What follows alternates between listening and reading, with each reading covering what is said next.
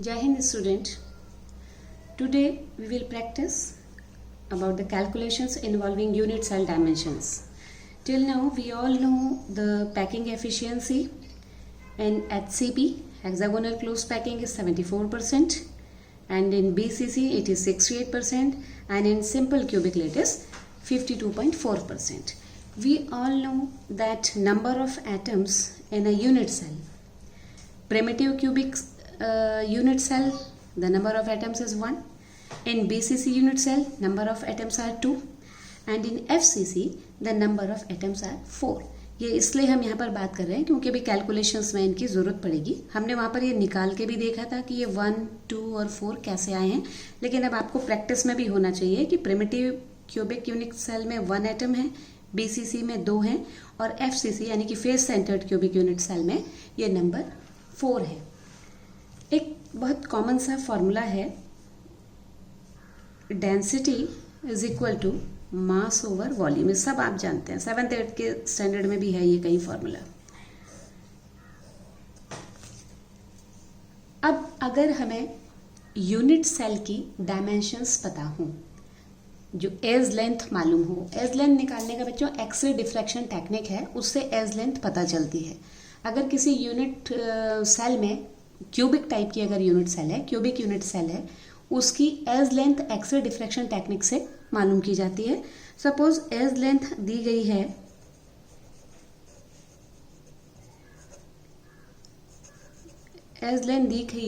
A, ठीक, और जो सॉलिड सब्सटेंस है उसकी डेंसिटी को अगर हम शो कर रहे हैं D से, और अगर मोलर मास है M सब्सटेंस का,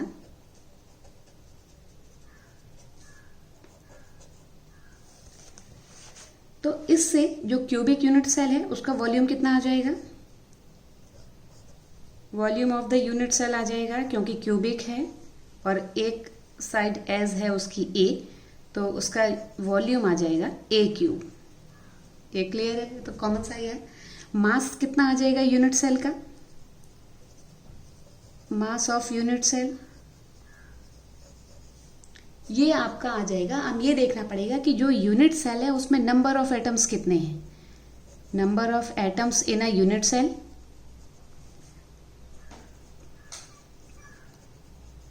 number of atoms in a unit cell multiplied by mass of each atom.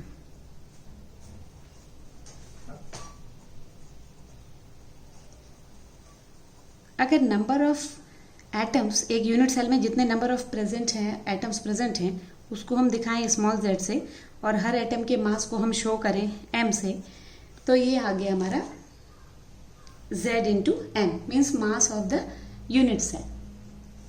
अब एक यूनिट सेल में एक एटम का मास कितना है, अगर ये निकालना हो, ये अगर m की कैलकुलेशन हमें करनी हो, तो ये आ जाएगा कि टोटल मोलर मास कितना है. ये भी आप जानते हैं 11th में कि मोलर मास को आप डिवाइड करेंगे उसके एवोगैड्रो नंबर से, that is 6.022 into 10 to the power 23. तो ये आ जाएगा एक एटम का mass, mass of an atom present in the unit cell. इसको लिख लेते हैं, मास ऑफ एन एटम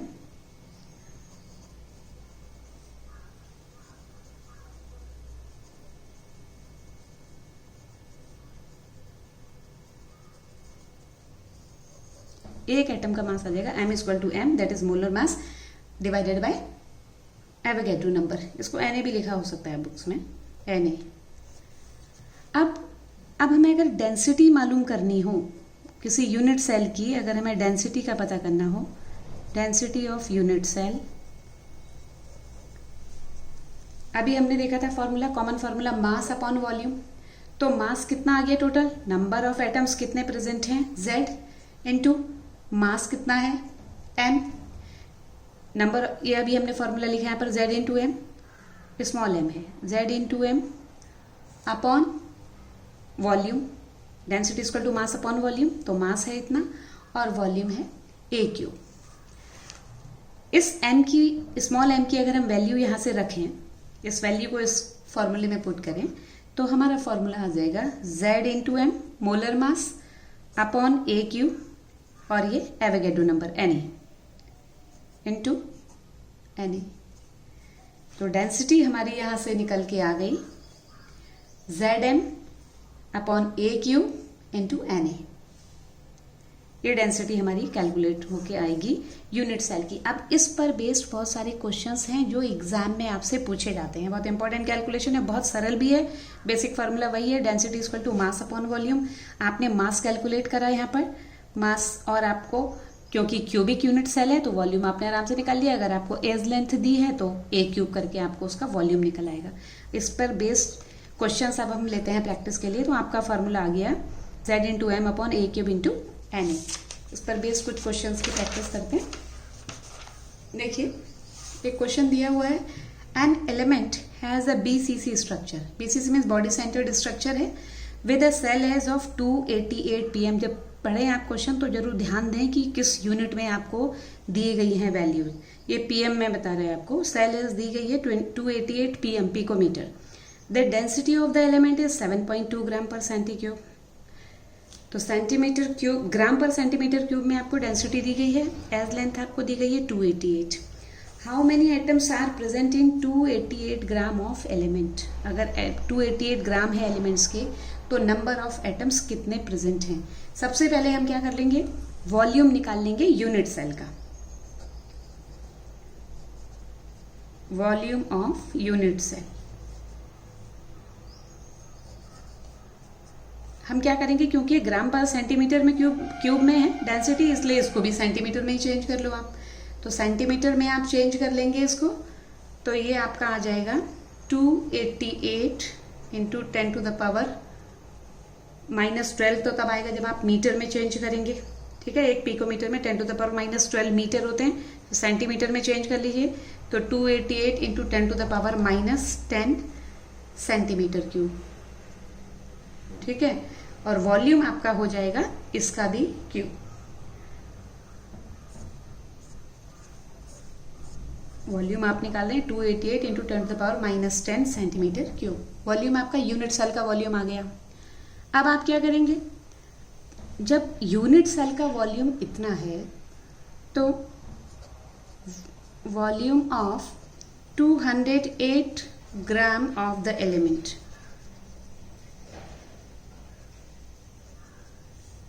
इसको निकालेंगे। वॉल्यूम इक्वल टू वही जो कॉमन फॉर्मूला है, mass equal to density upon volume, या volume equal to mass upon density. Mass आपको गिवन है 208 ग्राम, तो 208 ग्राम अपॉन डेंसिटी आपको गिवन है क्वेश्चन में 7.2 ग्राम पर सेंटीमीटर क्यूब में। तो वॉल्यूम आपका आ गया 28, निकाल के आप कैलकुलेट करेंगे 28.88 सेंटीमीटर क्यूब आएगा। तो अब हम क्या करेंगे, ये पता लगा लेंगे कि नंबर ऑफ यूनिट सेल कितनी है। इससे दोनों के वॉल्यूम से हमें पता चल गया कि नंबर ऑफ यूनिट सेल कितनी है उसमें। तो नंबर ऑफ यूनिट सेल जो 208 ग्राम एलिमेंट का जो वॉल्यूम है अपॉन जो एक यूनिट सेल का वॉल्यूम है। तो एक यूनिट सेल का वॉल्यूम है, ये आपने यहाँ निकाला करा था, और ये टोटल है। तो आपका 28.88 सेंटीमीटर क्यूब अपॉन जो आप ये लिखेंगे 288 इंटू 10 टू द पावर -10 इसका क्यूब। ठीक है, आपकी नंबर ऑफ यूनिट सेल आ गई इसमें। इस वॉल्यूम में कितनी number of unit cell present है, इसको आप कैलकुलेट करके निकालेंगे तो आपकी यूनिट सेल आएंगी 12.08 इंटू 10 टू द पावर 23। इतनी यूनिट सेल्स आ गई आपकी। ठीक है, टोटल वॉल्यूम निकाला आपने, 208 का वॉल्यूम कितना है और एक यूनिट सेल का वॉल्यूम कितना है। टोटल वॉल्यूम को एक यूनिट सेल के वॉल्यूम से आपने डिवाइड कर दिया, तो आपकी total number of unit cells आ गई। क्योंकि ये स्ट्रक्चर देखो, ये जो दिया है आप ये जरूर देखेंगे कि स्ट्रक्चर किस टाइप का है। आपको पता है कि स्ट्रक्चर BCC टाइप का है। Since each BCC unit cells, कितने एटम्स होते हैं BCC में, 2। अभी हमने रिपीट भी करा था कि एक BCC स्ट्रक्चर में 2 एटम्स होते हैं।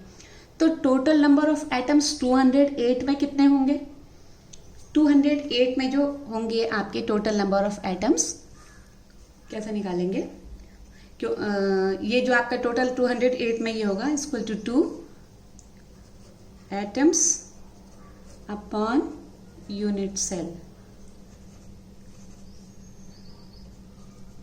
Number of unit cell multiplied by number of unit cells.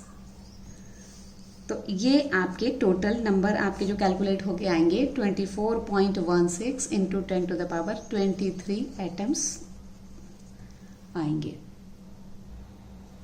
तो क्या किया हमने, सिंपल सा, पहले एक यूनिट सेल का वॉल्यूम निकाला एज गिवन है, फिर हमने पूरे जो आपका 208 ग्राम दिया है उसका वॉल्यूम निकाला, टोटल वॉल्यूम को एक यूनिट सेल के वॉल्यूम से डिवाइड किया तो हमारी नंबर ऑफ यूनिट सेल आ गई। अब क्योंकि बीसीसी टाइप का स्ट्रक्चर है, एक यूनिट सेल में 2 एटम होते हैं, पर यूनिट सेल में 2 एटम्स हैं, तो 2 एटम को अपने यूनिट सेल से मल्टीप्लाई कर दिया तो टोटल इतने एटम्स आ गए। क्वेश्चन को पढ़ के समझिए कि क्या दिया है और क्या पूछा है।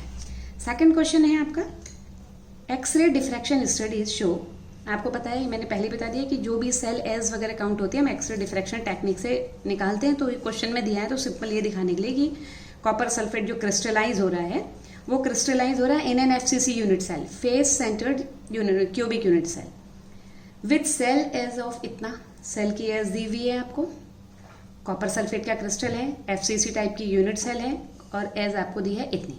इन a separate experiment copper is determined to have a density of this, और ये देखा गया कि जो कॉपर है उसकी डेंसिटी है ये, यानी कि डेंसिटी भी गिवन है, आपको सेल एज गिवन है, आपको पता है कि क्रिस्टल एफसीसी टाइप का है, face centred cubic unit cell है। Calculate the atomic mass of copper. अभी हमने पहले सिंपल सा यहाँ पर एक फॉर्मूला निकाला था, ये सारी वैल्यूज गिवन है, इस फॉर्मूले में आप वैल्यू रखेंगे। हमने अभी जो ये फॉर्मूला निकाला था हमारा था density is equal to ZM upon AQ into Avogadro number. तो यहाँ से M इक्वल टू क्या हो गया आपका, M इक्वल टू आपका हो गया DAQ NA अपॉन Z। ठीक, डेंसिटी आपको गिवन है, डेंसिटी आपको गिवन है, सेल एज आपको गिवन है, तो आप वॉल्यूम निकाल लेंगे। एवोगैड्रो की नंबर की वैल्यू आपको मालूम है 6.022 into 10 to the power 23 atoms per mole. D आपको मालूम है, ए आपको मालूम है, Na आपको मालूम है, और Z की वैल्यू क्या है यहाँ पर, Z नंबर ऑफ एटम्स है यहाँ पर। ठीक है, Z आपको पता है नंबर ऑफ एटम्स हैं, कैसे पता चलेगी वैल्यू, आपको पता है एफसीसी, ये पता होना बहुत जरूरी है कि इस क्यूबिक सेल किस टाइप की है। नंबर ऑफ एटम्स हैं, एफसीसी टाइप की है, तो एफसीसी में एक यूनिट सेल में जो नंबर ऑफ एटम्स होते हैं वो होते हैं 4। तो ये सारी वैल्यूज गिवन है, इसमें वैल्यू रखिए और आंसर निकल जाएगा। सिंपल सा क्वेश्चन है, बस आपको ये फॉर्मूला मालूम होना चाहिए जो अभी हमने निकाला। एक क्वेश्चन और लेते हैं, सिल्वर फॉर्म CCP लेटिस, ठीक है, क्यूबिक सेंटर्ड है, FCC हो, हेक्सागोनल क्लोज पैकिंग हो या क्यूबिक क्लोज पैकिंग हो, सब में नंबर ऑफ एटम्स आपके 4 आएंगे। And silver form CCP lattice, किस टाइप का लेटिस है, CCP, यूनिट सेल का टाइप बता रखा है। And X ray studies of its crystal show that the edge length of its unit cell is इतना। आपको क्रिस्टल लेटिस का टाइप बताया है CCP, ये जरूरी है क्योंकि इसी से पता चल रहा है कि एक यूनिट सेल में कितने नंबर ऑफ एटम्स आएंगे। आपको यूनिट सेल की एज गिवन है, calculate the density of silver, आपको डेंसिटी निकालनी है। अगेन वही जो हमारा फॉर्मूला है, D is equal to number of atoms multiplied by its molar mass upon AQ means volume of unit cell into Na Avogadro number. Z कितना है, number of atoms, cubic close packing हो, hexagonal close packing हो, FCC हो, इन सब में जो number of atoms हैं आपके 4 हैं, तो Z की वैल्यू गिवन है। ठीक है, अब आपका है मोलर मास, मोलर मास की ये जो वैल्यू आपको गिवन है, ठीक, M आपको मालूम है। फिर है आपका AQ, क्योंकि आपको एज लेंथ गिवन है, यूनिट सेल की एज लेंथ आपको गिवन है PM में, फिर वही आप इसको चेंज कर लेंगे, 1 picometre 10 to the power -12 metre के बराबर होता है। तो एक आपको A मालूम है, AQ आप निकाल लेंगे, और Na here is the Avogadro number, इसकी वैल्यू फिक्स है जो कि आप जानते हैं 6.022 इंटू 10 टू द पावर 23। तो इस फॉर्मूले में आप रखेंगे, डेंसिटी आपको निकल आएगी। सिंपल कैलकुलेशंस है, इस पर बेस्ड क्वेश्चन जितने भी एनसीईआरटी में दिए हैं आप उनको अच्छी तरह प्रैक्टिस कर लीजिए। नेक्स्ट वीडियो में हम इम्परफेक्शंस इन सॉलिड की बात करेंगे। ओके।